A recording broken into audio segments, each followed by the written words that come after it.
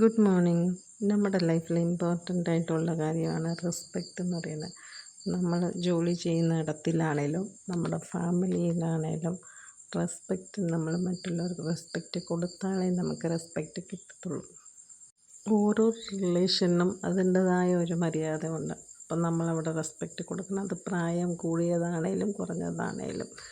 ജോലി ചെയ്യുന്നിടത്തും അതുപോലെയാണ്. ഓരോരോ പോസ്റ്റിങ്ങിനും ഓരോരോ വാല്യൂ ഉണ്ട്. അപ്പം അതിൻ്റെ റെസ്പെക്റ്റ് നമ്മൾ കൊടുക്കണം. അത് ആരായി എന്താവാൻ നോക്കിയല്ല, നമ്മൾ നോർമലായിട്ട് നമ്മളെ പേഴ്സണൽ വിഷയങ്ങളൊക്കെ വിട്ട് നമ്മൾ റെസ്പെക്റ്റ് മറ്റുള്ളവർക്ക് കൊടുത്താലേ നമുക്ക് തിരിച്ച് റെസ്പെക്റ്റ് കിട്ടത്തുള്ളൂ.